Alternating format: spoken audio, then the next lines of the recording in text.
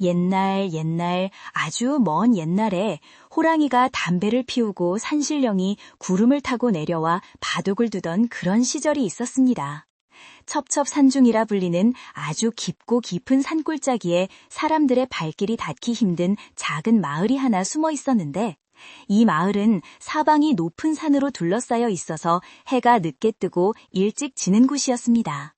마을 사람들은 산비탈을 일구어 밭농사를 짓거나 산에서 나는 나무를 캐며 살았지만, 무엇보다 이 마을을 유명하게 만든 것은 질 좋은 참나무로 구워낸 숯이었습니다. 가을이 깊어지고 겨울 채비를 서두를 때가 되면 마을 어귀에는 숯을 굽는 구수한 냄새가 안개처럼 자욱하게 피어올라 온 산을 감싸안곤 했습니다.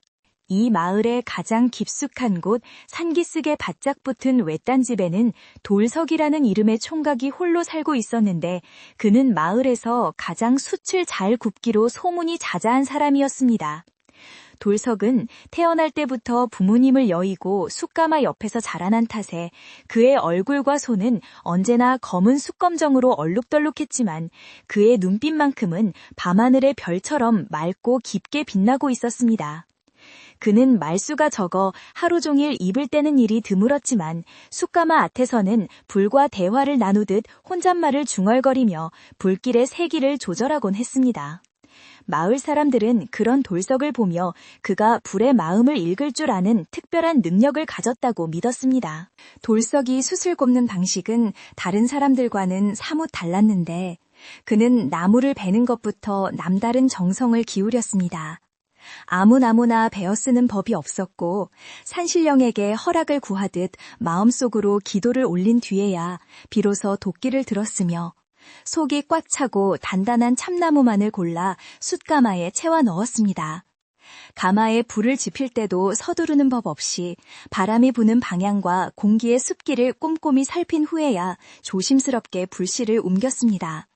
며칠 밤낮을 가마 곁에서 쪼그리고 앉아 연기의 색깔이 변하는 것을 지켜보는 그의 모습은 마치 참선을 수행하는 스님처럼 경건해 보이기까지 했습니다. 그러한 정성 덕분인지 돌석이 구워낸 숯은 두드릴 때마다 맑고 청아한 쇳소리가 났으며, 불을 붙이면 연기가 나지 않고 오래도록 은은한 열기를 내뿜어 고을 원님조차도 탐을 낼 정도였습니다. 하지만 돌석은 자신의 숯을 비싼 값에 팔아치우는 것에는 별다른 욕심이 없었고, 그저 추운 겨울날 마을 사람들이 따뜻한 아랫목에서 등을 지질 수 있다면 그것으로 족하다고 생각하는 소박한 심성을 가진 청년이었습니다. 그의 집 마당 한 구석에는 언제나 마을의 독거노인이나 형편이 어려운 이웃들에게 나누어줄 숯자루가 수북하게 쌓여 있었고, 사람들은 그런 돌석을 친아들처럼 여기며 아꼈습니다. 한편 마을 뒤편으로 우뚝 솟은 험준한 산 중턱에는 오래된 신당이 하나 있었는데, 그곳에는 마을의 안녕과 평화를 위해 기도를 올리는 젊은 무녀 연화가 살고 있었습니다. 연화는 어릴 적부터 심기가 있어 무녀가 되었지만, 구슬하여 돈을 벌기보다는 산신의 뜻을 받들고 마을에 재앙이 닥치지 않도록 매일 밤 정화수를 떠놓고 비는 것을 자신의 소임으로 여겼습니다. 그녀의 맑은 목소리가 바람을 타고 마을까지 내려올 때면 바치를 하던 사람들은 잠시 일손을 멈추고 경건한 마음으로 산 쪽을 향해 고개를 숙이곤 했습니다. 연하가 머무는 신당은 마을과 꽤 멀리 떨어져 있었고, 오르내리는 길 또한 가파르고 험해서 사람들의 왕래가 잦지 않았습니다. 특히 겨울이 찾아와 눈이라도 내리면 신당으로 가는 길은 뚝 끊겨버리기 일쑤였고, 산짐승들의 울음소리만이 적막한 산속을 울리곤 했습니다. 하지만 돌석은 계절이 바뀔 때마다, 그리고 큰 눈이 오기 전에는 반드시 자신의 지게에 가장 잘 구워진 숯을 가득 싣고 묵묵히 산길을 올랐습니다. 그는 신당 안으로 들어가는 법 없이 그저 신당 앞마루에 숯가마니를 조용히 내려놓고는 인기척도 내지 않고 돌아서 내려오곤 했습니다. 돌석이 연화에게 직접 말을 건네거나 얼굴을 마주한 적은 거의 없었지만, 그는 마음속으로 그녀를 깊이 존경하고 있었습니다. 자신이 다루는 불이 사람들의 몸을 따뜻하게 데워주는 것이라면, 연화가 올리는 기도는 사람들의 마음을 따뜻하게 보듬어주는 불꽃과도 같다고 생각했기 때문입니다. 그는 산속 깊은 곳에서 홀로 지내는 연화가 혹여나 추위에 떨지 않을까 걱정하여 자신이 만든 숯 중에서도 가장 단단하고 빛깔 고운 백탄만을 골라 따로 모아두었다가 그녀에게 가져다 주었습니다. 그것은 돌석이 표현할 수 있는 가장 투박하지만 진실된 마음의 표현이었습니다. 연화 또한 돌석이 다녀간 것을 모르지 않았는데 새벽 기도를 마치고 밖으로 나오면 마루 한쪽에 가지런히 놓여있는 숫자루가 그녀를 맞이했기 때문입니다. 아직 온기가 남아있는 듯한 숫자루를 보며 연화는 돌석의 투박한 손길과 따뜻한 배려를 느낄 수 있었고 그 덕분에 매서운 산바람이 몰아치는 겨울밤에도 신당의 온기를 유지할 수 있었습니다. 그녀는 숯불을 피울 때마다 피어오르는 붉은 불꽃 속에서 돌석의 건강과 안녕을 함께 빌어주었고 비록 말은 오가지 않았지만 두 사람 사이에는 보이지 않는 끈끈한 믿음과 정이 이어져 있었습니다. 어느 해 늦가을 유난히도 산바람이 차갑게 느껴지던 날이었는데 돌석은 여느 때처럼 가마 앞에서 불을 지키고 있었습니다. 하늘은 잿빛 구름으로 뒤덮여 금방이라도 눈이 쏟아질 듯 무거웠고 숲이 나무들은 잎을 모두 떨어뜨린 채 앙상한 가지를 드러내고 저울을 맞을 준비를 하고 있었습니다. 돌석은 이번에 굽는 숯이 다가올 긴 겨울 동안 마을 사람들과 산 위의 연화를 지켜줄 중요한 불씨가 될 것임을 알기에 더욱 세심하게 불길을 살폈습니다. 그는 가마의 숨구멍을 아주 조금 열어 공기의 흐름을 조절하며 나무가 타지 않고 속까지 까맣게 익어가기를 기다렸습니다. 가마 속에서 타닥타닥 나무가 익어가는 소리는 마치 산이 숨을 쉬는 소리처럼 들렸고 돌석은 그 소리에 귀를 기울이며 잠시 생각에 잠겼습니다. 그는 자신이 숯을 굽는 일이 단숨이 나무를 태우는 것이 아니라 나무가 품고 있던 생명을 불이라는 새로운 형태로 다시 태어나게 하는 일이라고 믿었습니다. 나무는 죽어서 숯이 되고 숯은 다시 불이 되어 사람들에게 빛과 온기를 주니 이것이야말로 세상의 이치가 돌고 도는 것이라 생각했습니다. 그의 이러한 생각은 누구에게 배운 것이 아니라 평생을 불과 함께 살며 자연스럽게 깨달은 것이었습니다.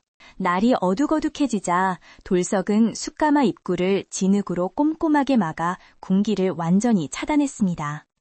이제부터는 기다림의 시간이었는데 가마 안의 열기가 서서히 식으면서 나무가 완전한 숯으로 변하는 과정이 필요했기 때문입니다. 돌석은 가마 앞에 털썩 주저앉아 땀으로 젖은 이마를 소매로 닦아내며 저 멀리 산 중턱에서 희미하게 반짝이는 신당의 불빛을 올려다보았습니다. 그 불빛은 마치 깜깜한 바다 위의 등대처럼 고요하고 쓸쓸해 보였지만 동시에 마을을 지키는 든든한 눈동자처럼 느껴지기도 했습니다.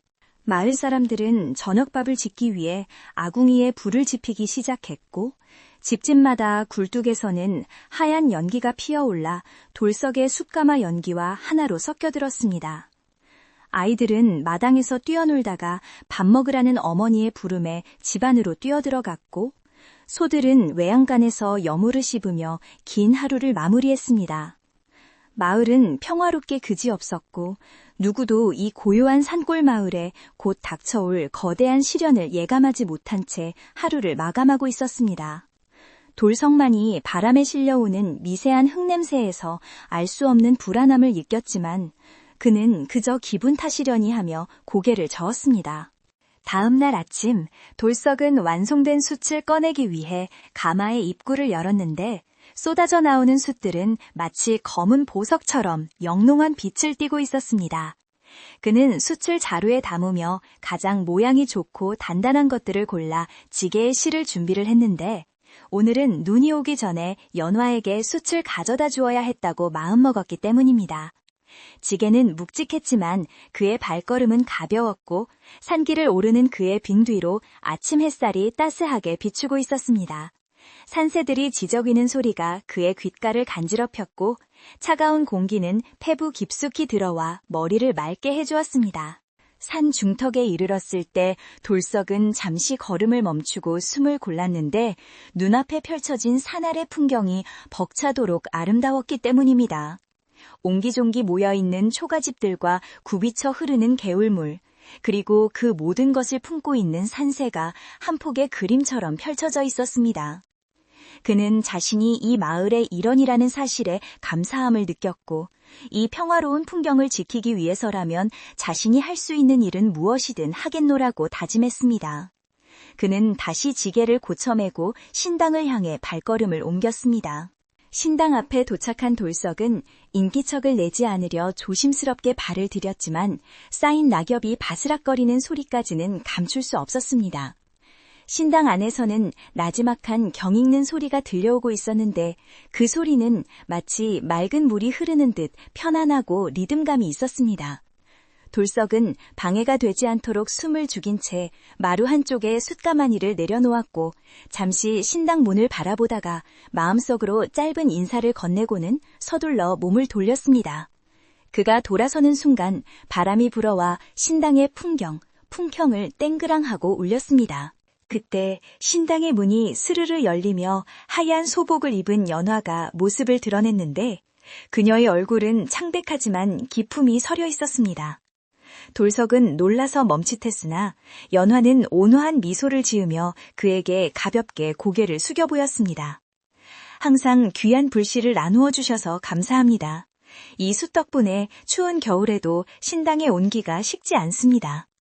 그녀의 목소리는 작았지만 힘이 있었고 돌석은 얼굴이 붉어져 쑥스러운 듯 고개를 푹 숙이며 아닙니다. 그저 제 할 일을 했을 뿐입니다. 라고 웅얼거릴 뿐이었습니다. 이것이 두 사람이 나눈 몇 안 되는 대화 중 하나였습니다. 돌석이 산을 내려오는 길에 하늘에서는 기어코 하얀 눈송이가 하나둘씩 흩날리기 시작했습니다. 첫눈치고는 꽤 굵은 눈발이었는데 돌석은 서둘러 발걸음을 재촉하면서도 마음 한구석에는 따뜻한 난로를 켜둔 듯 훈훈함이 감돌았습니다. 연화의 감사 인사가 그의 가슴 속에 오래도록 남아있었기 때문입니다. 그는 마을에 도착하여 이웃들에게도 숯을 나누어 주었고 사람들은 올해도 돌석이네 숯 덕분에 따뜻하게 보내겠네 라며 덕담을 건넸습니다. 마을 전체가 숯 꼽는 총각의 정성으로 인해 훈훈한 정을 나누는 저녁이었습니다. 밤이 깊어지자 눈은 한방눈으로 변하여 온 세상을 하얗게 덮기 시작했고 숯가마의 검은 그을음조차도 순백의 눈밑으로 자취를 감추었습니다. 돌석은 자신의 작은 방 아궁이에 불을 지피고 누워 천장을 바라보며 숯가마의 불꽃과 연화의 기도 소리를 떠올렸습니다. 밖에는 바람 소리가 점점 거세지고 있었지만 방 안은 절절 끓는 아랫목 덕분에 땀이 날 정도로 따뜻했습니다. 그는 내일 아침 일찍 일어나 눈을 치르고 숯가마를 점검해야겠다고 생각하며 서서히 잠이 들었습니다. 그 시각 마을의 촌장 어른댁 사랑방에는 마을 장정 몇몇이 모여 앉아 새끼를 꼬며 이야기를 나누고 있었습니다. 올 겨울 한 유난히 눈이 많이 올 것 같구먼. 산 짐승들이 내려오지 않도록 단속을 잘해야겠어. 촌장 어른이 곰방대를 두드리며 말하자 한 젊은이가 맞장구를 쳤습니다. 예, 그리고 돌석의 형님이 구워준 숯이 넉넉하니 땔감 걱정은 덜었습니다. 참, 그 사람은 어찌 그리 숯을 잘 굽는지 정말 산신령이 보살피는 게 아닐까 싶습니다.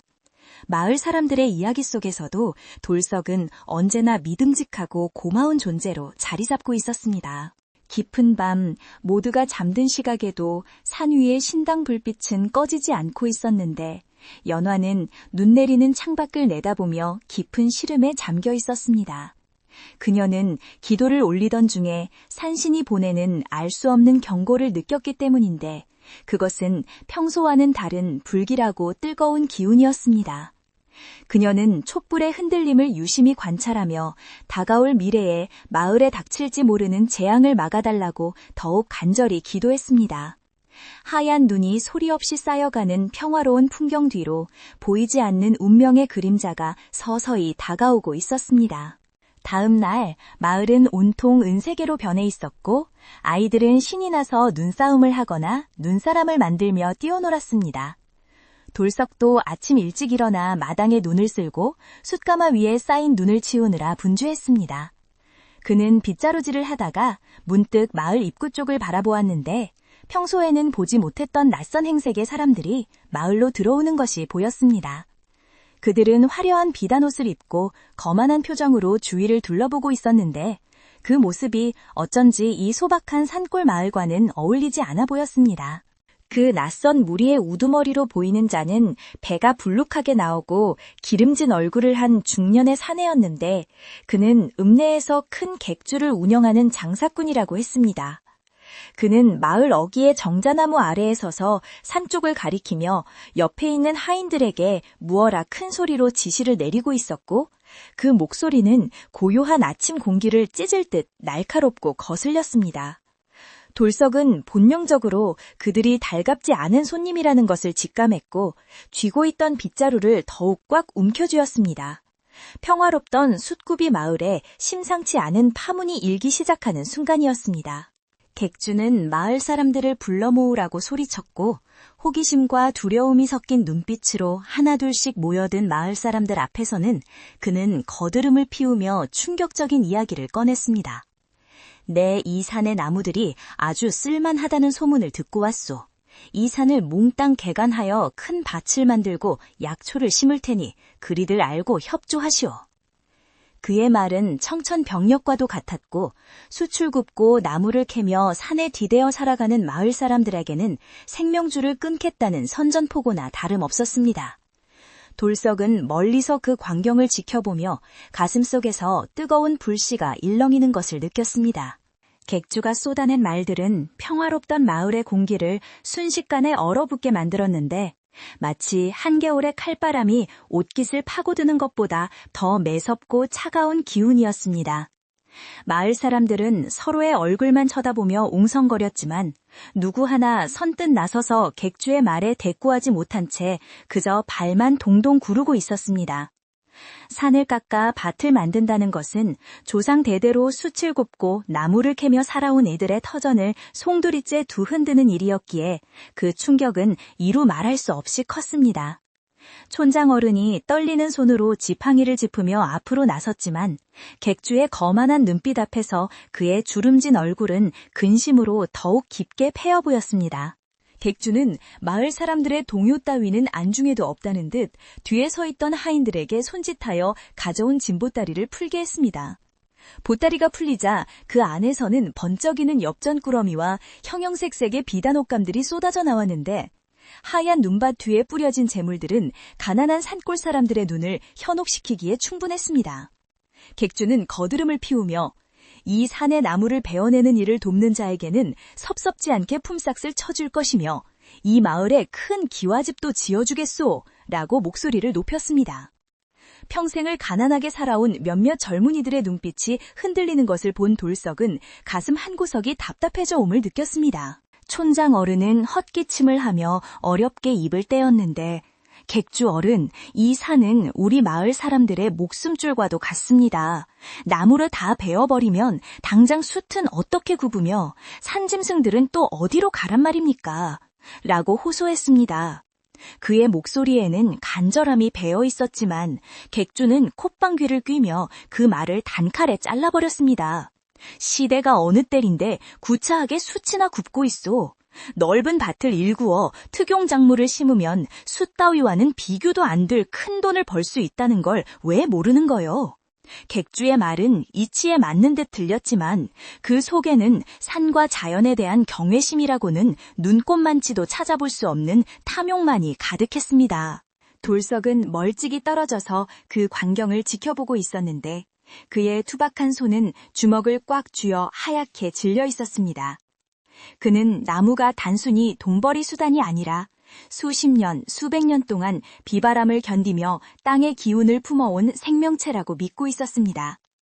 숯을 구울 때도 나무에게 용서를 구하고 고마워하는 마음을 갖는 것이 도리이거늘 저토록 함부로 산을 파헤치고 나무를 베어내겠다니 그것은 산신령의 노여움을 사는 짓임이 분명했습니다.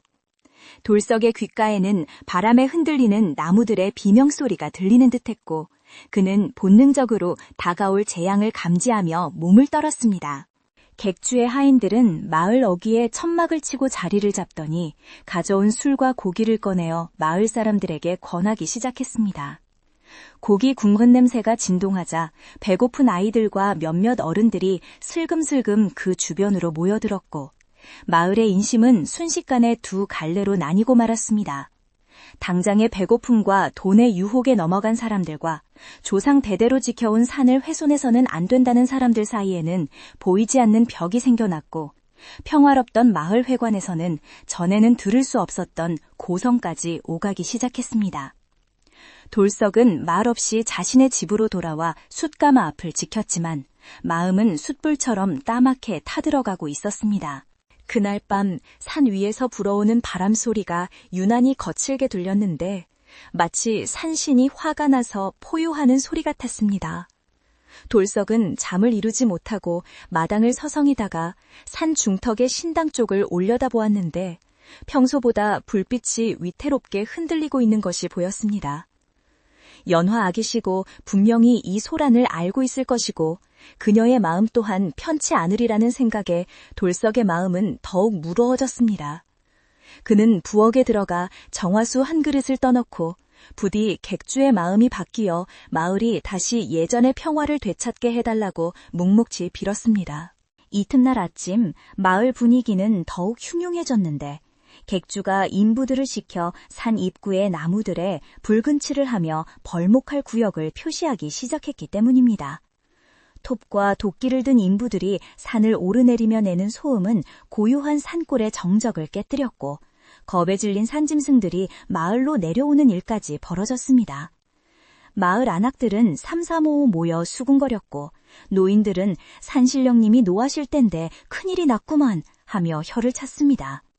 하지만 객주는 아랑곳하지 않고 공사를 서두르라고 닥달하며 반대하는 사람들에게는 으름장을 놓아 입을 막아버렸습니다. 그때 산길을 따라 하얀 옷자락이 펄럭이며 누군가 내려오고 있었는데 바로 신당의 무녀 연화였습니다. 그녀가 마을로 내려오는 것은 1년에 한두 번 있을까 말까 한 드문 일이었기에 사람들의 시선은 일제히 그녀에게로 쏠렸습니다. 연화의 표정은 평소의 온화함 대신 서릿발 같은 단호함이 서려 있었고 그녀의 등장만으로도 소란스럽던 현장은 잠시 찬물을 끼얹은 듯 조용해졌습니다. 돌석은 군중 틈에서 그녀를 바라보며 그녀가 이 위기를 해결해 주기를 간절히 빌었습니다. 연화는 객주 앞으로 당담히 걸어가 맑고 또렷한 목소리로 말했습니다. 이 산은 마을 사람들의 영혼이 깃든 곳이자 산신령님이 머무시는 신성한 곳입니다. 함부로 나무를 베고 흙을 파헤친다면 반드시 큰 화를 입게 될 것입니다. 당장 이 무례한 짓을 멈추고 돌아가십시오. 그녀의 말에는 범접할 수 없는 기운이 서려 있어 객주의 하인들조차 뒤로 주춤 물러설 정도였습니다. 마을 사람들은 그녀의 용기에 감탄하며 고개를 끄덕였고 잠시나마 객주의 기세가 꺾이는 듯했습니다.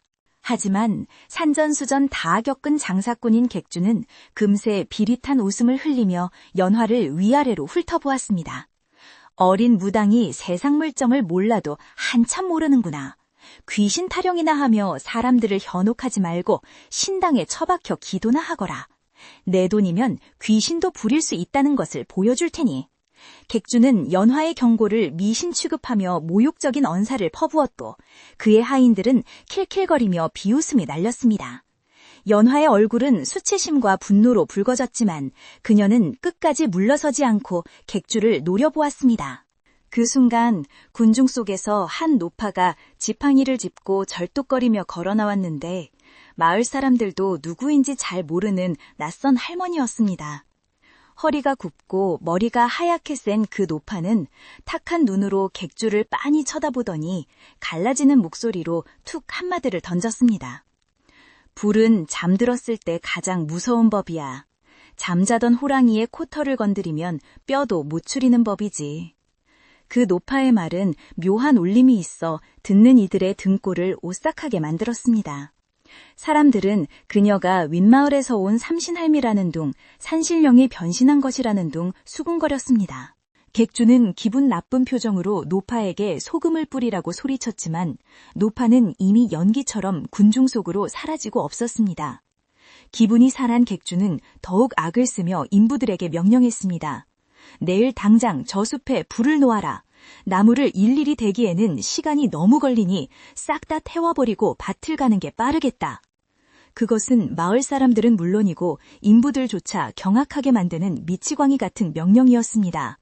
겨울산에 불을 놓는다는 것은 자칫하면 마을 전체를 태워버릴 수도 있는 위험천만한 도박이었기 때문입니다. 마을 사람들은 기겁하여 객주에게 매달리며 말렸습니다. 안 됩니다. 겨울바람에 불이라도 번지면 우리 마을은 잿더미가 됩니다. 제발 불만은 놓지 말아주십시오. 촌장 어른은 무릎까지 꿇고 사정했지만 눈이 뒤집힌 객주에게는 아무 말도 들리지 않았습니다. 그는 자신의 계획이 방해받는 것에 분노하여 더욱 강경하게 나왔고 내일 날이 밝는 대로 거사를 치르겠다고 선포했습니다. 연화는 입술을 깨물며 하늘을 올려다보았는데 하늘은 금방이라도 눈물을 쏟을 듯 잿빛으로 흐려져 있었습니다. 돌석은 그 광경을 보며 심장이 쿵쾅거리는 것을 느꼈습니다. 그는 불을 다루는 사람이기에 불이 얼마나 무서운 존재인지 누구보다 잘 알고 있었습니다. 숯가마에 작은 불씨 하나도 소홀히 하면 맹수처럼 돌변하는데 마른 나무가 가득한 겨울산에 불을 놓는다는 것은 재앙을 스스로 불러들이는 행위였습니다. 그는 객주가 저지르려는 짓이 얼마나 끔찍한 결과를 초래할지 상상하는 것만으로도 몸서리가 쳐졌습니다. 돌석은 조용히 자리를 떠나 자신의 집으로 돌아와 창고에 있는 쇠스랑과 두꺼운 거적을 꺼내 손질하기 시작했습니다. 만약의 사태에 대비해야만 했습니다. 밤이 되자 바람은 더욱 거세져서 집집마다 문풍지가 찢어질 듯 울어댔습니다. 마을 사람들은 불안에 떨며 짐을 싸거나 귀중품을 챙기는 등 어수선한 밤을 보냈습니다. 아무도 편안하게 잠자리에 들 수 없었고 개들도 덩달아 짖어대며 마을의 불안감을 고조시켰습니다. 객주의 하인들은 마을 어귀에서 횃불을 밝히고 술판을 벌이며 내일의 불장난을 기대하는 듯 떠들썩하게 웃어댔는데 그 웃음소리가 밤 공기를 타고 마을 안까지 스며들어 사람들의 신경을 긁어놓았습니다. 신당으로 돌아간 연화는 제단 앞에 꿇어앉아 피가 나도록 기도를 올렸습니다.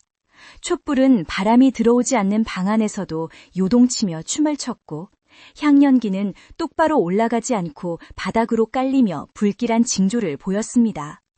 연화는 산신령님께 제발 바람을 잠재워달라고 어리석은 인간들의 욕심을 용서해달라고 빌고 또 빌었습니다. 그녀의 맑은 이마에는 식은땀이 맺혔고 잡고 있는 염주는 끊어질 듯 팽팽하게 당겨졌습니다. 그녀는 자신이 할 수 있는 일이 기도밖에 없다는 사실에 무력감을 느꼈지만 포기하지 않고 밤새도록 주문을 외웠습니다. 새벽이 가까워올 무렵 돌석은 밖으로 나와 하늘을 살폈습니다. 구름이 빠르게 흘러가고 바람의 방향이 수시로 바뀌는 것이 심상치 않았습니다. 동풍이 불었다가 서풍이 불었다가 하는 회오리바람은 불을 놓기에 최악의 조건이었습니다. 돌석은 숯가마 옆에 받아놓은 물통을 점검하고 젖은 흙을 준비하며 혼잣말을 했습니다.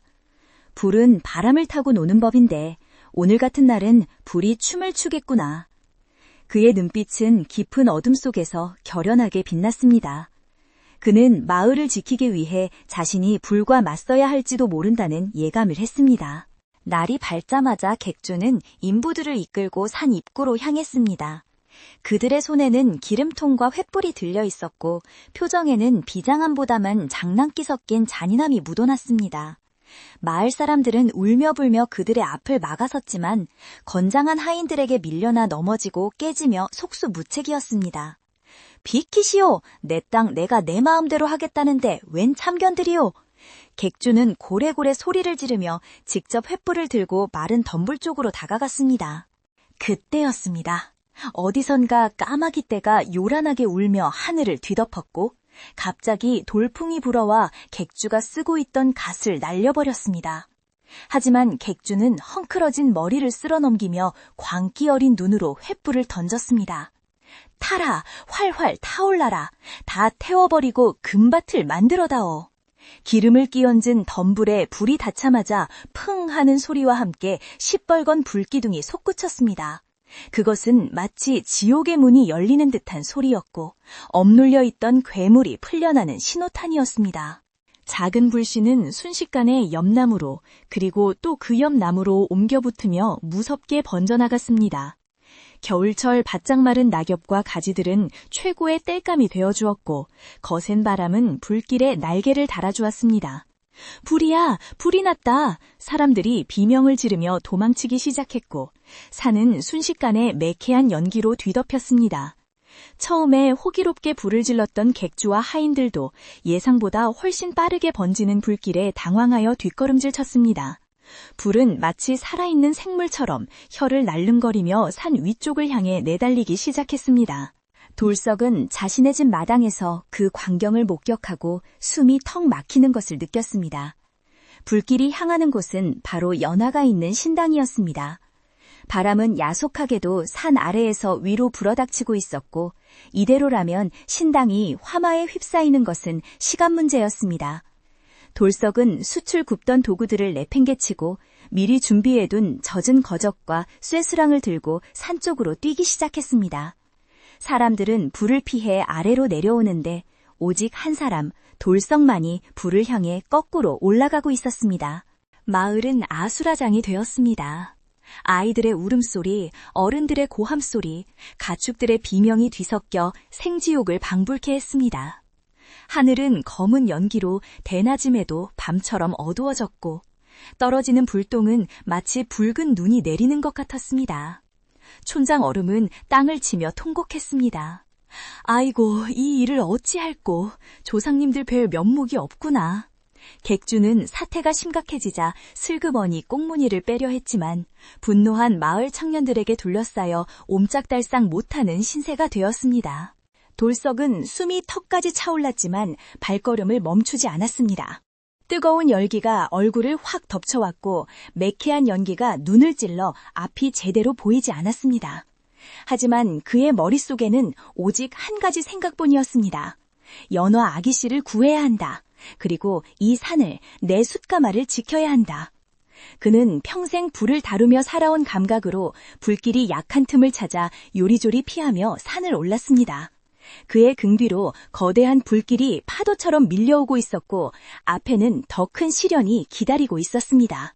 작은 불씨에서 시작된 재앙은 삽시간에 거대한 괴물이 되어 산 전체를 집어삼킬 듯 으르렁거렸습니다. 겨울바람은 마치 불길에 기름을 붓는 역할을 하여 불은 나무에서 나무로 널뛰기를 하듯 무서운 속도로 산등성을 타고 올라갔습니다. 검붉은 화염은 하늘을 찌를 듯 솟구쳐 올랐고 그 위로 뿜어져 나오는 시커먼 연기는 태양마저 가려버려 대낮인데도 세상은 핏빛으로 물든 듯 어둡컴컴해졌습니다. 산짐승들은 비명을 지르며 불길을 피해 이리저리 뛰어다녔고 타오르는 나뭇가지들이 뚝뚝 부러져 내리는 소리는 전쟁터의 포성처럼 마을 사람들의 가슴을 때렸습니다. 객주의 탐욕이 불나온 이 참혹한 광경 앞에서 마을 사람들은 공포에 질려 아무것도 할 수 없었습니다. 불길은 단순히 산을 태우는 것에 그치지 않고 바람의 방향을 따라 마을 쪽으로 위협적으로 혀를 날름거리고 있었습니다. 사람들은 집안에 있는 가재도구를 챙겨 나올 생각조차 하지 못하고 아이들의 손을 잡고 노인을 업은 채 마을 회관 앞 넓은 공터로 허둥지둥 대피했습니다. 아이고, 우리 집이 다 타네. 평생 일군 터전이 잿더미가 되네. 아낙네들은 발을 동동 구르며 울부짖었고 장정들은 우물물을 퍼날라 지붕에 뿌려보려 했지만 거세지는 불길 앞에서는 그저 계란으로 바위치기일 뿐이었습니다. 불을 지르라고 호통치던 객주는 사태가 걷잡을 수 없이 커지자 사색이 되어 벌벌 떨고 있었습니다. 그는 자신의 돈과 권력으로 모든 것을 해결할 수 있다고 믿었지만 자연의 분노 앞에서는 그전 나약한 인간에 불과했습니다. 그의 하인들도 도망칠 궁리만 하며 눈치를 살피고 있었고 마을 사람들의 원망 어린 시선이 화살처럼 그들에게 꽂혔습니다. 촌장 어른은 객주의 멱살을 잡고 흔들며 "니놈이 기어이 사단을 냈구나. 이 불을 끄지 못하면 너도 여기서 살아나가지 못할 줄 알아라." 하고 고함을 쳤지만 이미 엎질러진 물을 주워 담을 수는 없는 노릇이었습니다. 한편 산 중턱에 고립된 신당의 사망은 그야말로 풍전등화와 같았습니다. 사방에서 조여오는 불길은 신당을 도가내긴 쥐처럼 포위해 들어왔고 뜨거운 열기가 신당 안까지 훅훅 끼쳐들어와 숨쉬기조차 힘들 지경이었습니다. 하지만 무녀 연화는 도망칠 생각을 하지 않고 제단 앞에 꼿꼿이 앉아 북을 두드리며 경을 읽고 있었습니다. 그녀는 자신이 지금 이곳을 떠나면 산신의 노여움을 달랠 사람이 아무도 없다는 것을 알고 있었기에 죽음을 각오하고 자리를 지키고 있는 것이었습니다. 연화의 목소리는 매캐한 연기에 가려 갈라지고 기침이 섞여 나왔지만 그녀가 두드리는 북소리만은 흔들림 없이 산속을 울렸습니다. 천지신명 위시하여 산왕 대신 굽어 살피소서. 어리석은 인간들의 잘못을 용서하시고 부디 노여움을 거두어 주소서. 그녀는 불길이 자신의 옷자락을 태울지라도 기도를 멈추지 않겠노라 다짐했습니다. 뜨거운 열기에 신당의 단청이 녹아내리고 기둥이 그을리기 시작했지만 연화는 눈을 감은 채 오로지 마을의 안녕과 산의 평화를 위해 자신의 모든 기운을 쏟아붓고 있었습니다. 그 시각 돌석은 지옥 불과도 같은 산길을 거슬러 올라가고 있었습니다. 그는 온몸을 물에 젖은 거적으로 감싸고 손에는 쇠스랑을 든 채 맹렬한 불길 속으로 뛰어들었습니다. 일반 사람이라면 뜨거운 열기에 숨이 막혀 몇 발자국도 못 가서 쓰러졌을 테지만 돌석은 평생을 숯가마 앞에서 1000도가 넘는 불을 마주하며 살아온 사람이었습니다. 그의 피부는 열기에 익숙해져 있었고 그의 폐는 뜨거운 공기 속에서도 숨을 고르는 법을 알고 있었습니다. 그는 불을 두려운 존재가 아닌 자신이 다루어야 할 거친 짐승처럼 대하며 한 발 한 발 앞으로 나아갔습니다. 돌석의 눈앞에는 쓰러진 나무들이 불타는 장벽이 되어 길을 막고 있었습니다. 시뻘건 불꽃이 춤을 추며 그의 앞길을 가로막았지만 돌석은 당황하지 않고 쇠스랑을 휘둘러 불타는 나무들을 옆으로 치워버렸습니다. 비켜라, 길이 아니면 가지를 말고 불이라도 내 길을 막지 마라. 그가 소리치자 신기하게도 불길이 잠시 조춤하며 양옆으로 갈라지는 듯 했습니다. 그는 바람의 방향을 읽고 불이 덮쳐오지 않을 틈새를 찾아내는 동물적인 감각을 발휘하며 마치 불 속에서 태어난 사람처럼 화마를 헤치고 나갔습니다. 산 아래에서 이 광경을 지켜보던 마을 사람 중 눈이 밝은 청년 하나가 소리쳤습니다. 저기 좀 보십시오. 누군가 산으로 올라가고 있습니다. 불 속으로 걸어 들어가는 사람이 있어요.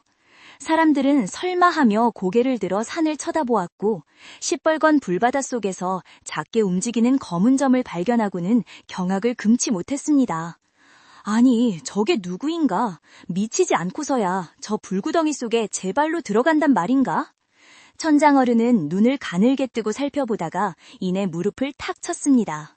돌석이다. 숯 굽는 돌석이가 연화 아기씨를 구하러 간 게야.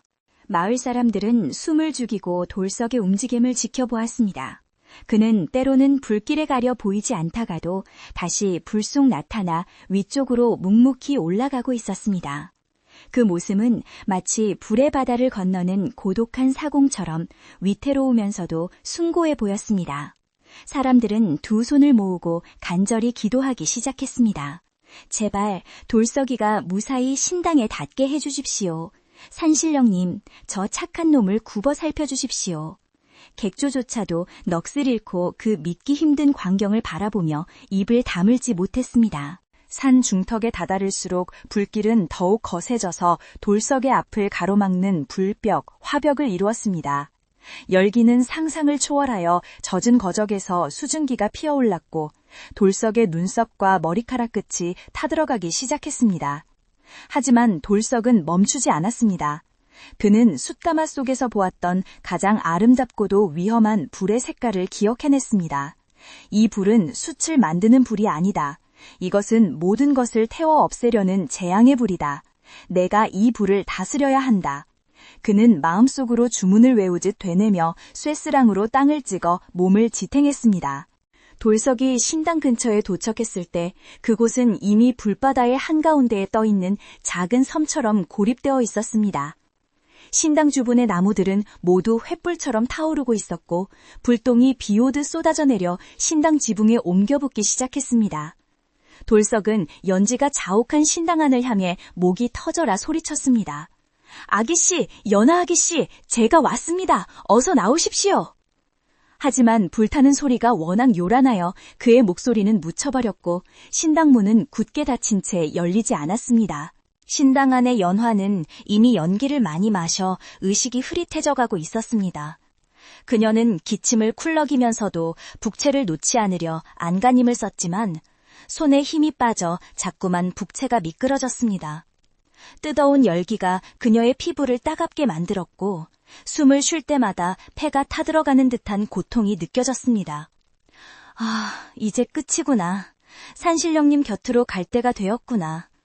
그녀가 모든 것을 체념하고 눈을 감으려는 찰나 밖에서 쾅쾅거리는 소리와 함께 누군가가 부르는 소리가 희미하게 들려왔습니다. 그것은 환청이 아닌 분명한 사람의 목소리였습니다. 돌석은 신당 주위를 둘러싼 불길이 너무 거세어 섣불리 접근할 수 없었습니다. 자칫하면 자신도 불귀신이 될 판이었습니다. 그때 그는 숯가마에 불을 조절할 때 쓰던 방법을 떠올렸습니다. 불은 바람을 따라 움직이고 탈 것이 없으면 사그라드는 법입니다. 그는 쇠수랑으로 신당 주변의 마른 낙엽과 덤불을 미친 듯이 긁어내어 불길이 옮겨붙을 길을 차단하기 시작했습니다. 그리고 가져온 물통의 물을 아껴가며 자신의 몸과 신당 입구 쪽에 뿌려 순간적으로 불길을 억눌렀습니다. 비켜라! 썩 물러가라! 돌석은 기합을 지르며 불타고 있는 쓰러진 기둥을 쇠스랑으로 들어올려 옆으로 던져버렸습니다. 무거운 기둥이 붕 날아가자 막혀있던 길에 틈이 보였습니다. 그는 그 틈을 놓치지 않고 젖은 거적을 머리에 뒤집어 쓴 채 불기둥 사이로 몸을 던졌습니다. 살갗이 데일 듯한 뜨거움이 전신을 감쌌지만 그는 이를 악물고 버텨냈습니다. 불길을 뚫고 신당 마루에 올라선 돌석은 거칠게 문을 박차고 들어갔습니다. 문이 열리자 매캐한 연기가 왈칵 쏟아져 나왔고 그 속에 쓰러져 있는 연화의 모습이 보였습니다. 하얀 소복은 그을음으로 얼룩져 있었고 그녀는 북을 끌어안은 채 바닥에 엎드려 있었습니다. 아기씨!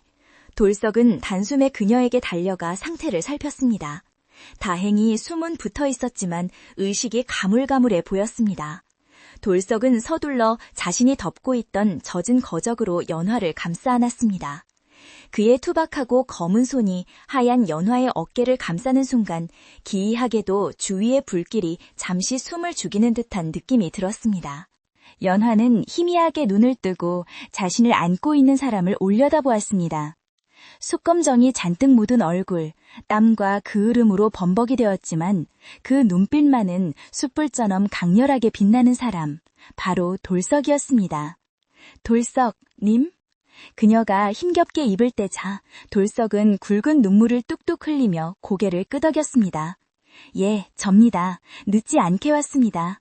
이제 안심하십시오. 돌석의 목소리는 떨리고 있었지만 그 품은 난로처럼 따뜻하고 든든했습니다. 하지만 상황은 여전히 절망적이었습니다. 신당은 이미 절반가량 불에 탔고 나가는 길은 들어올 때보다 더 험한 불길로 막혀 있었습니다. 지붕의 석가래가 우지끈 소리를 내며 무너져 내리기 시작했고 불똥이 방 안으로 쏟아져 들어왔습니다. 돌석은 연화를 안고 일어서며 주위를 둘러보았습니다. 사방이 불벽으로 둘러싸여 탈출구가 보이지 않았습니다. 그러나 그는 포기하지 않았습니다. 그는 평생 불과 대화하며 살아온 자신의 감각을 믿기로 했습니다. 불이 숨쉬는 길, 바람이 통하는 아주 미세한 틈이 반드시 있을 것이라 확신했습니다. 돌석은 연화를 단단히 업고 신당 밖으로 나왔습니다. 마당은 그야말로 불지옥이었습니다. 열풍이 몰아쳐 눈을 뜨기조차 힘들었지만 돌석은 눈을 부릅뜨고 불의 흐름을 읽었습니다. 바람이 동쪽에서 서쪽으로 분다. 그렇다면 불길의 꼬리는 서쪽에 있다. 그는 본능적으로 바람을 등지고 불길이 약해지는 순간을 포착했습니다. 꼭 잡으십시오. 조금 뜨거울 것입니다. 그가 낮게 속삭이자 연화는 그의 목에 팔을 감으며 고개를 파묻었습니다.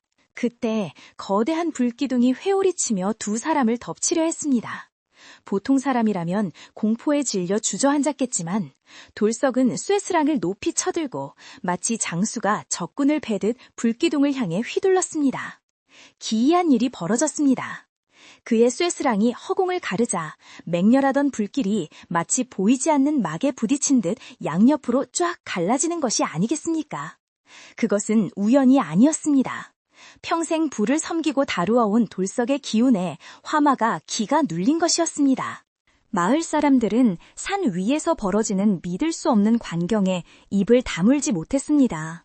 시뻘건 불바다 속에서 한 줄기 검은 길이 열리고 그 길을 따라 누군가가 걸어 내려오고 있었기 때문입니다. 불길은 그 사람을 삼키려 덤벼들다가도 그가 손을 휘저으면 슬그머니 뒤로 물러나는 형국이었습니다. 저것 보게, 불이 돌석이를 피해가네. 숫쟁이가 불을 부리고 있어. 사람들은 경외심에 가득 찬 목소리로 외쳤습니다. 그것은 단순한 탈출이 아니라 불의 주인이 자신의 영역을 걸어 나오는 듯한 장엄한 행진이었습니다.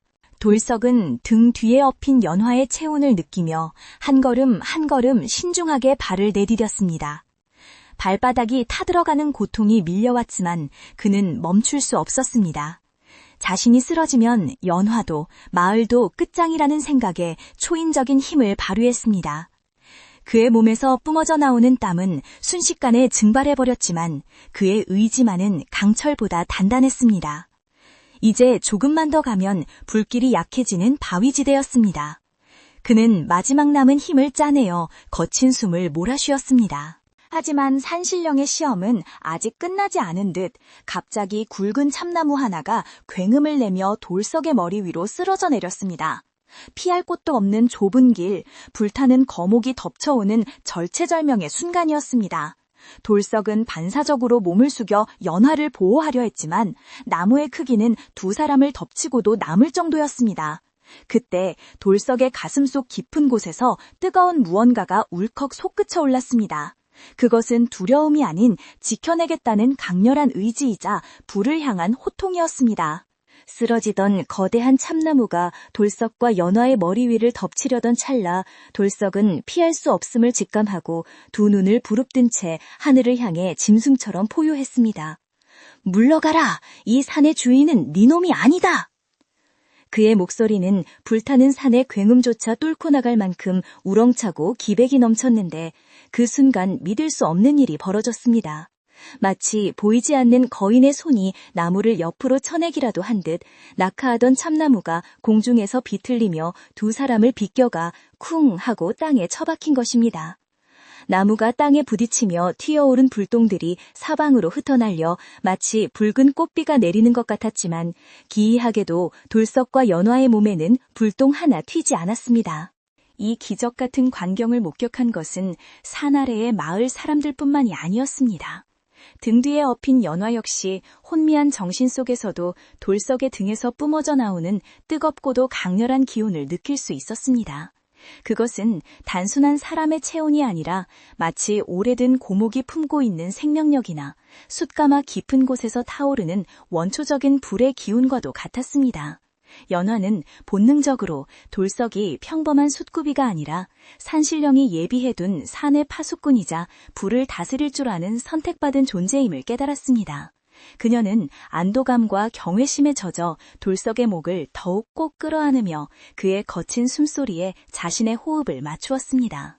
돌석은 나무가 비켜난 길을 따라 다시 발걸음을 옮겼는데 그의 눈앞에 펼쳐진 불길은 여전히 사나웠지만 더 이상 그를 공격하지 못하는 듯 보였습니다.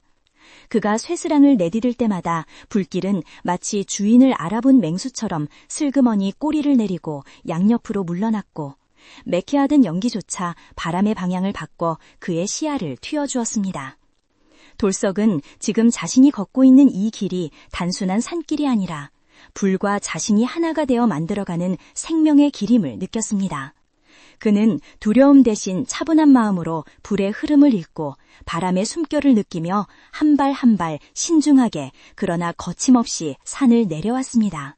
산 아래에서 발을 동동 구르며 지켜보던 마을 사람들은 점점 가까워지는 돌석의 모습을 보며 환호성을 질렀습니다. 저것 봐! 돌석이가 살아있어! 연화 아기씨를 업고 내려오고 있어! 촌장 어른은 감격에 겨워 눈물을 흘리며 지팡이를 흔들었고 아낙네들은 서로 얼싸안으며 기쁨을 나누었습니다. 시뻘건 화염 속에서 검은 그림자가 뚜벅뚜벅 걸어 나오는 모습은 마치 지옥불에서 귀환하는 장군의 모습처럼 장엄하고 숭고해 보였습니다. 사람들은 이제 더 이상 불을 무서워하기보다는 불을 이겨내고 돌아오는 돌석에게 무한한 존경심을 품게 되었습니다. 마침내 돌석이 산기슭에 도착하여 안전한 공터에 발을 디디자 마을 사람들은 일제히 그에게 달려가 애워쌌습니다. 돌석의 얼굴과 옷은 검게 그을려 형체를 알아보기 힘들 정도였고 젖은 거적은 이미 바싹 말라 너덜너덜해져 있었지만 그의 눈빛만은 여전히 맑고 강렬하게 빛나고 있었습니다. 그는 거칠게 숨을 몰아쉬면서도 등 뒤에 연화를 조심스럽게 내려놓았고 마을 안악들이 서둘러 달려들어 연화의 상태를 살폈습니다. 다행히 연화는 기력을 많이 소진했을 뿐 크게 다친 곳은 없어 보였습니다. 물 좀 주시오. 돌석이 갈라진 목소리로 말하자 누군가 시원한 물바가지를 건넸고 그는 단숨에 물을 들이켰습니다. 그때 군중 틈을 비집고 객주가 얼굴을 내밀었는데 그의 표정은 공포와 당혹감으로 일그러져 있었습니다. 그는 자신이 저지른 일이 걷잡을 수 없이 커진 것에 대한 두려움과 불 속에서 살아 돌아온 돌석에 대한 경악으로 어쩔 줄을 몰라 하고 있었습니다. 이게 무슨 해괴한 일이란 말이냐. 사람이 어찌 불 속을 걸어 다닌단 말이냐. 객주는 횡설수설하며 뒷걸음질 쳤지만 이미 마을 사람들의 눈초리는 싸늘하게 식어 있었습니다. 돌석은 물바가지를 내려놓고 천천히 몸을 일으켜 객주를 똑바로 응시했습니다. 아무런 말도 하지 않았지만 그 침묵 속에는 천마디의 꾸짖음보다 더 무거운 위압감이 서려 있었습니다. 돌석은 객주에게 한 걸음 다가갔는데 그 발걸음에는 묵직한 힘이 실려 있었습니다. 불은 장난감이 아닙니다. 당신의 욕심이 산을 태우고 사람을 죽일 뻔했습니다. 돌석의 낮고 굵은 목소리가 좌중을 압도하자 객주는 마치 귀신이라도 본 듯 사색이 되어 주저앉고 말았습니다. 네, 내가 일부러 그런 것은 아니네. 그저 밭을 좀 일구려 했을 뿐인데. 객주의 변명은 초라하기 그저 없었고 마을 사람들의 분노에 기름을 부을 뿐이었습니다. 젊은 청년들이 씩씩거리며 객주를 향해 다가서자 객주의 하인들은 슬금슬금 주인의 곁을 떠나 도망갈 구멍을 찾기에 급급했습니다. 바로 그때 하늘에서 우르릉 하는 천정소리가 울려 퍼지더니 거짓말처럼 굵은 빗방울이 떨어지기 시작했습니다. 처음에는 한두 방울이더니 이내 억수 같은 비가 쏟아져 내렸고 빗줄기는 거센 바람을 타고 눈과 섞여 진눈깨비로 변해갔습니다.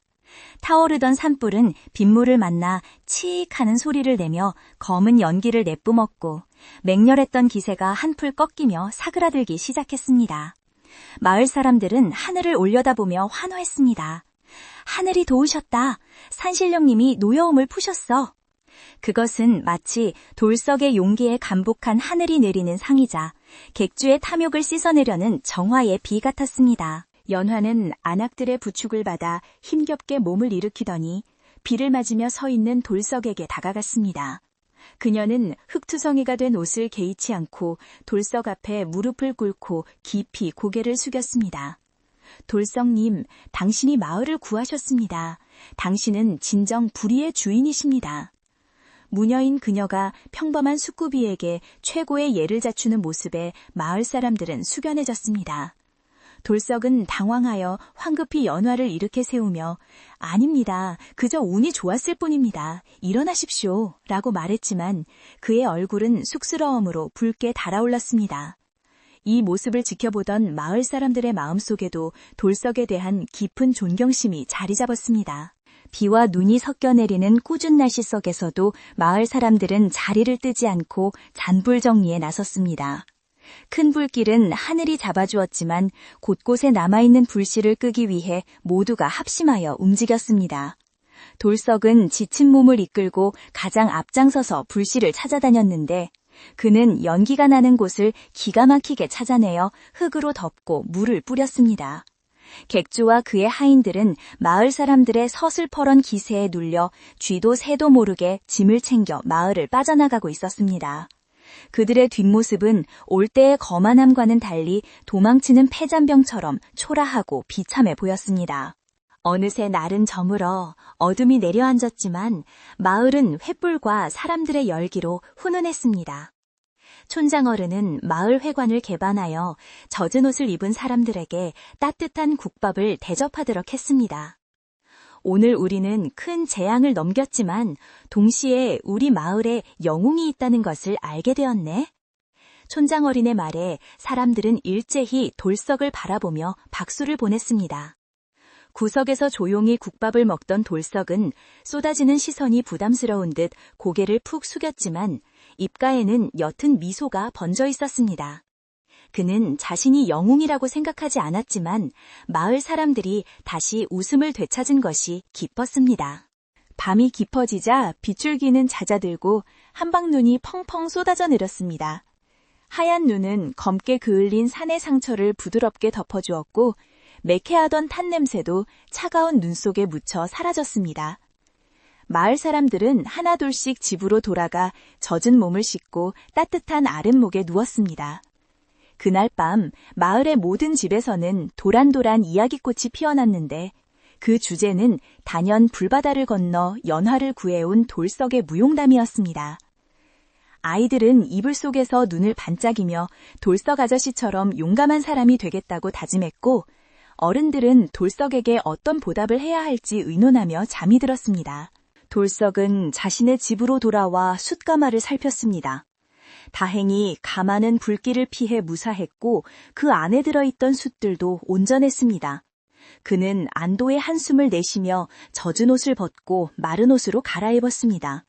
몸은 천근만근 무거웠지만 정신은 어느 때보다 맑았습니다. 그는 방문을 열고 눈 내리는 마당을 바라보았습니다.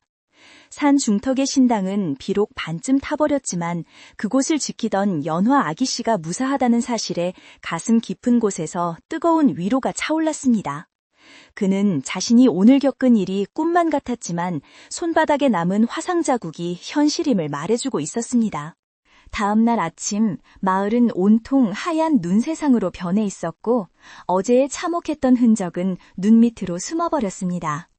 마을 사람들은 아침 일찍부터 돌석의 집 마당에 모여들었는데 손에는 저마다 쌀이며 달걀, 곶감 같은 귀한 먹거리들이 들려 있었습니다.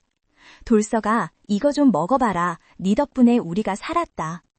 동네 할머니가 건네는 따뜻한 찐 고구마를 받아든 돌석은 어쩔 줄 몰라하며 감사 인사를 전했습니다.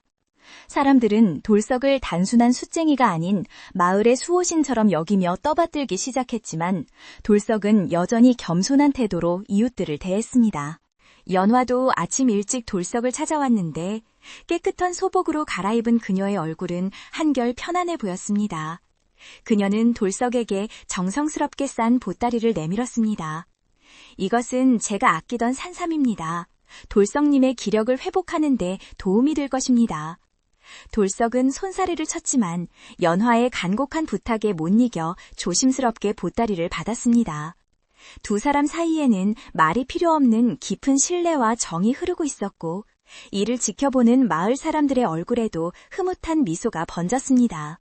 돌석은 이제 혼자가 아니었습니다. 촌장 어른은 마을 회의를 소집하여 타버린 신당을 다시 짓기로 결정했습니다. 우리 마을을 지켜준 연화아기 씨를 위해 우리가 힘을 모아야 하지 않겠나. 그리고 돌석이가 숯을 굽는 데 필요한 나무도 우리가 나서서 베어다 주세. 마을 사람들은 만장일치로 찬성했고 즉시 복구 작업에 착수하기로 했습니다. 객주가 망쳐놓은 산은 시간이 지나면 다시 푸르게 변할 것이고 사람들의 마음속에 남은 상처도 서로 돕고 위로하는 과정에서 아물어갈 것이었습니다. 위그는 마을을 더욱 단단하게 묶어주는 계기가 되었습니다. 돌석은 숯가마 앞에서 다시 불을 지피기 시작했습니다. 어제 보았던 파괴적인 불이 아닌 사람을 살리고 따뜻하게 해주는 고마운 불이었습니다. 그는 불꽃을 바라보며 생각했습니다. 불은 다루는 사람의 마음가짐에 따라 재앙이 될 수도 있고 축복이 될 수도 있다는 것을.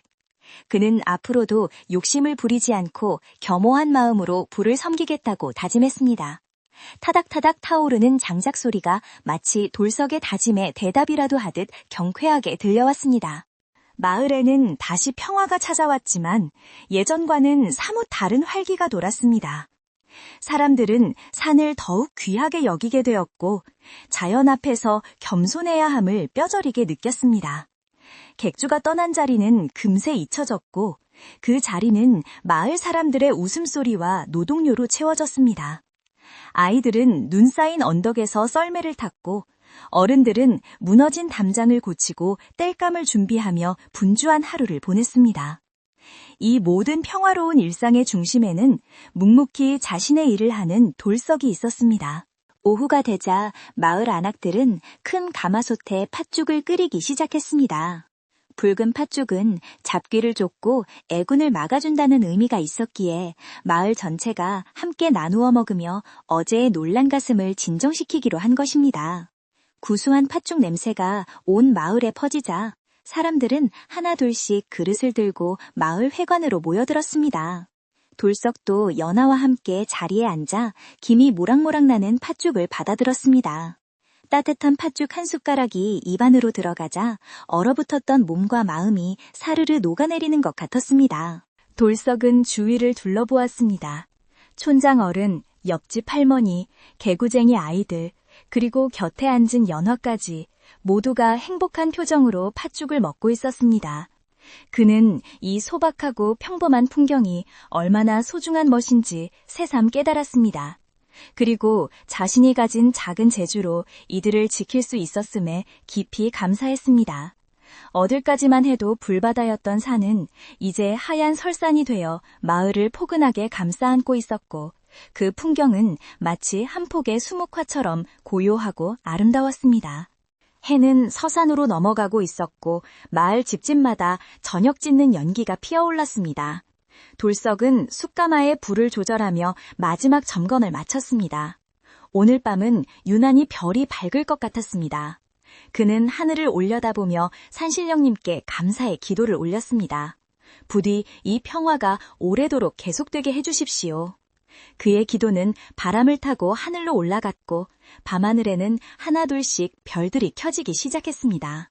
마을은 이제 완벽한 안정을 되찾았고 사람들은 다시 내일을 꿈꿀 수 있게 되었습니다. 돌석은 집으로 돌아가는 길에 연화를 배웅했습니다. 신당으로 가는 길은 아직 험했지만 마을 청년들이 임시로 길을 닦아놓아 걷기에 나쁘지 않았습니다. 조심해서 가십시오. 필요한 것이 있으면 언제든 말씀하시고요. 돌석님도 푹 쉬세요. 정말 고생 많으셨습니다. 두 사람은 짧은 인사를 나누고 헤어졌지만 그들의 마음은 붉은 실로 연결된 듯 끈끈하게 이어져 있었습니다. 돌석의 뒷모습을 바라보는 연화의 눈빛에는 깊은 신뢰와 애정이 담겨 있었습니다. 밤이 깊어지자 마을은 깊은 잠에 빠져들었습니다. 눈 덮은 산골 마을의 밤은 고요하고 평온했습니다. 돌석의 숯가마에서는 여전히 붉은 불빛이 새어나오고 있었는데 그 불빛은 마을 사람들에게 든든한 등대와도 같았습니다. 사람들은 그 불빛을 보며 안심하고 잠자리에 들 수 있었고 꿈속에서도 따뜻한 온기를 느낄 수 있었습니다. 불을 다루는 숯굽이 돌성의 이야기는 이렇게 마을의 전설이 되어 사람들의 입에서 입으로 전해지기 시작했습니다. 그렇게 산불이 지나가고 난 뒤 마을에는 다시금 깊은 겨울의 정적이 찾아왔습니다. 하늘에서는 마치 지난날의 상처를 어루만지기라도 하듯 며칠 밤낮으로 한방눈이 내렸고 검게 그을렸던 산등성이는 어느새 순백의 소미불을 덮은 듯 포근한 자태를 되찾았습니다. 숯처럼 까맣게 타버렸던 나무들도 하얀 눈꽃을 피워내며 새로운 생명을 잉태하고 있었고 마을 사람들은 그 풍경을 바라보며 자연의 위대한 치유력에 경이로움을 느꼈습니다. 돌석은 매일 아침 눈 덮인 산을 올려다보며 불이 휩쓸고 간 자리에 다시금 푸른 싹이 돋아날 봄을 조용히 기다렸습니다. 그의 마음속에도 격렬했던 불의 기억은 가라앉고 숯불처럼 은음하고 따뜻한 평화가 자리 잡기 시작했습니다. 마을 사람들은 누가 먼저랄 것도 없이 신당 재건을 위해 팔을 걷어붙이고 나섰는데 이것은 단순한 공사가 아니라 마을의 마음을 다시 세우는 일이었습니다. 돌석은 숯을 굽지 않는 날이면 산에 올라가다 타지 않고 남은 튼튼한 나무들을 골라 다듬었고, 마을 장정들은 돌을 나르고 흙을 이겨 벽을 세웠습니다. 예전에는 험하고 멀기만 느껴졌던 산길이 이제는 마을 사람들의 웃음소리와 노동요로 가득 차 마치 이웃집 마실 가듯 정겨운 길이 되었습니다. 사람들은 땀을 흘리며 일하는 동안 서로에 대한 믿음을 쌓아갔고, 그 중심에는 언제나 묵묵히 힘든 일을 도맡아 하는 돌석이 있었습니다. 연화는 마을 사람들이 정성으로 지어준 임시 거처에서 지내며 공사 현장에 나와 일꾼들에게 따뜻한 차와 주먹밥을 대접했습니다. 그녀의 얼굴에서는 예전의 근심 어린 표정이 사라지고 마을 사람들과 어우러지는 기쁨이 묻어났습니다. 연화가 건네는 따뜻한 차 한 잔에 피로를 씻어내며 마을 사람들은 무녀가 두려운 존재가 아니라 마을의 큰 어른이자 가족임을 깨닫게 되었습니다. 돌석은 연화가 건네준 찻잔을 두 손으로 받쳐들고는 수줍게 웃어 보였고, 그 모습을 본 마을 사람들은 우리 마을에 곧 좋은 일이 또 생기겠구만 하며 덕담을 주고받았습니다. 신당이 완성되어 가던 어느 날, 촌장 어른은 마을 창고를 열어 가장 좋은 목재를 꺼내왔습니다. 이것은 내 훗날 관을 짜려고 아껴둔 것인데 신당의 대들보로 쓰는 게 좋겠네. 촌장 어른의 헌신적인 태도에 감동한 다른 노인들도 집안 깊숙이 숨겨두었던 귀한 자재들을 하나둘씩 내놓았습니다. 마을 전체가 하나 되어 짓는 신당은 예전보다 화려하지는 않았지만 사람들의 정성과 염원이 깃들어 있어 그 어떤 건물보다 든든하고 아름다워 보였습니다. 돌석은 마을 사람들의 마음이 모이는 것을 보며 불을 끄는 것보다 더 위대한 힘은 바로 사람들의 사랑이라는 것을 배웠습니다. 드디어 신당의 상냥식이 있던 날, 하늘은 구름 한 점 없이 맑고 푸르렀습니다. 연화는 새로 지은 신당 안에서 감사의 구슬오이였는데 그 춤사위는 어느 때보다 가볍고 경쾌했습니다. 진과 꽹과리 소리가 산을 타고 울려 퍼지자 산짐승들도 귀를 쫑긋거리며 축하해주는 듯했습니다. 돌석은 신당 마당 한편에 자신이 정성껏 구운 백탄을 피워놓았는데 연기 없이 타오르는 투명한 불꽃은 신당의 공기를 훈훈하게 데워주었습니다. 마을 사람들은 떡과 과일을 나누어 먹으며 다시는 욕심으로 인해 산을 아프게 하지 않겠노라고 다짐했습니다. 그 무렵 읍내 장터에서 돌아온 보찜 장수가 객주의 소식을 전해왔는데 그 이야기는 사필 귀정 그 자체였습니다. 마을을 도망쳐 다른 고을로 갔던 객주가 또다시 무리하게 사업을 벌이다가 쫄딱 망해 빈털터리가 되었다는 것이었습니다. 사람들은 그 소식을 듣고 혀를 차면서도 하늘이 다 보고 계신 게지 인과응보가 따로 있나 하며 고개를 끄덕였습니다. 악한 자는 스스로 멸망하고 선한 자는 복을 받는다는 옛 이야기의 이치가 현실이 되어 나타나자 마을 사람들은 착하게 사는 것의 소중함을 다시 한번 가슴에 새겼습니다. 돌석은 그 소식에 별다른 대꾸 없이 그저 묵묵히 장작을 팰 뿐이었습니다. 겨울이 깊어지면서 돌석의 숯은 도깨비 숯이라는 이름으로 불리며 인근 고을까지 소문이 자자해졌습니다.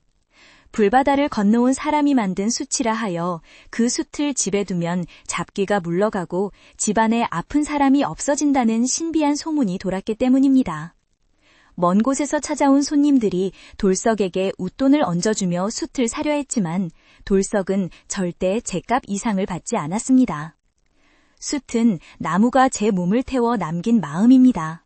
돈으로 그 마음의 무게를 잴 수는 없습니다. 그의 우직한 말에 손님들은 머리를 숙여 존경을 표하고 돌아갔습니다.